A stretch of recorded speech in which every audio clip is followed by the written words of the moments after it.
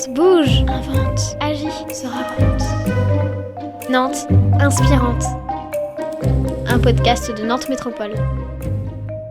Notre expertise, c'est vraiment plutôt le cancer et la maladie auto-immune. On n'était pas dans le domaine de l'infectieux comme certaines sociétés, y compris sur Nantes. On a notamment notre premier produit qui est un vaccin contre le cancer du poumon. Alors on n'est pas dans un vaccin préventif aujourd'hui, c'est un vaccin thérapeutique. Nicolas Poirier, directeur scientifique au sein d'Osé Immunothérapeutique. Osé, c'est une société de biotechnologie où on utilise les sciences du vivant et la manipulation des outils du vivant pour créer des médicaments innovants.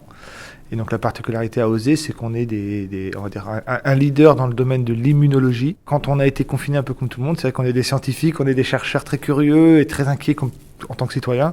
Et après un mois et demi de confinement, on arrive fin mars, début avril, on se rend compte que la planète entière est en train de développer des vaccins, mais tout le monde sur la même stratégie. Et donc on s'est dit, c'est pas possible, il faut qu'on propose autre chose parce que le risque, il était évident pour nous à l'époque, en avril, c'est qu'il y ait des variants qui échappent. Il suffisait qu'ils mutent le virus dans cette protéine et il échappait aux anticorps.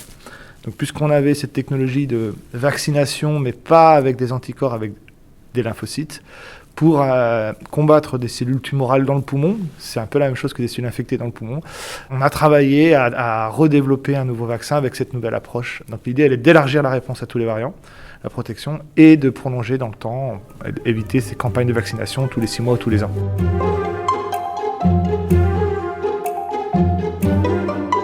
Au cours de l'été 2021, on a les résultats sur ces premières études. Ensuite, on ouvre une étude de phase 2-3, donc d'abord quelques centaines, puis quelques milliers de sujets. Et donc l'idée, enfin en tout cas le plan est d'arriver à une commercialisation ou des résultats, s'ils sont positifs, des résultats dits de protection de phase 3 début 2022 ou en tout cas courant 2022. Sur l'année 2020, ça a été d'abord comme citoyen, mais aussi comme chercheur et directeur d'une équipe scientifique, un chamboulement monstrueux. On s'est retrouvés tous isolés chez nous dans nos chambres avec nos enfants à côté. Mais à imaginer un vaccin, un mois avant, j'aurais pas pensé. Imaginer un vaccin ou même un produit de recherche en faisant juste des réunions Teams ou Zoom et en prenant le téléphone. Alors c'est vrai que, comme disaient mes enfants, mais t'es toujours au téléphone, t'es toujours sur ton ordinateur, comme beaucoup de parents, mais on n'imaginait pas être capable en fait de pouvoir décorréler les choses, ne plus se voir et être quand même capable de faire de la recherche et d'imaginer des choses collectivement alors qu'on était séparés. Et donc ça, je pense que ça a été quelque chose d'assez puissant. Après, on a travaillé autrement, puisqu'on a eu aussi beaucoup de restrictions en France qu'il n'y a pas eu dans d'autres pays, y compris dans les laboratoires de recherche. En France, les universités ont quand même beaucoup fermé les laboratoires et les accès aux animaleries. Quant aux États-Unis, ça a été priorité nationale à la recherche. Et donc, on s'est mis, nous, à sous-traiter notre recherche aux États-Unis, à donner des ordres aux Américains. Alors, évidemment, il fallait payer, en leur disant, voilà ce qu'on veut faire, voilà ce qu'on vous demande de faire. Et ça, c'était pas classique du tout.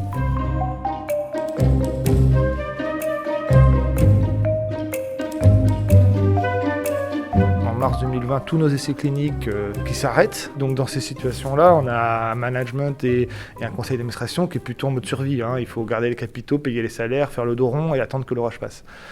Engager 200, 300, 400 000 euros, comme ça a pu coûter vraiment dans les mois d'avril, mai, juin, à risque sur un projet où on n'était pas forcément en avance, avec une idée un peu originale que certains regardent de manière un peu loufoque, mais qui aujourd'hui prend tout son sens.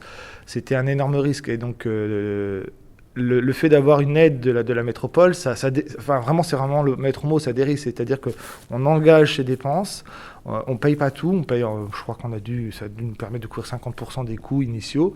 On regarde ce que ça donne, et parce que les résultats ont été très bons, derrière, l'entreprise a mis le paquet, et puis on a été aidé ensuite derrière par la BPI, donc la Banque Publique d'Investissement en France. Mais tout ça, au début, il faut qu'à un moment donné, on prenne le risque d'y aller, quoi. Donc on avait le temps, puisque tout s'arrêtait. On a après travaillé autrement, mais il fallait prendre ce risque financier. On sera fiers si ça peut rendre un service à des gens, d'abord qui ne répondent pas au vaccin anticorps. Si on peut au moins apporter ça, c'est un petit peu comme pour le cancer du poumon. Voilà, si on peut amener notre pierre à l'édifice, ça, ce sera une vraie fierté. Comme dans nos traitements pour le cancer, quand on a un malade qui guérit ou qui a sa tumeur qui régresse et que c'est la première fois qu'on le voit pour un nouveau traitement, voilà, là on est fiers en tant que chercheur de se dire au moins on aura sauvé une vie, puis après il y en a un deuxième, puis il y en a un troisième. Pour ce vaccin, tout reste à faire, tout reste à démontrer encore, donc rendez-vous dans plusieurs mois.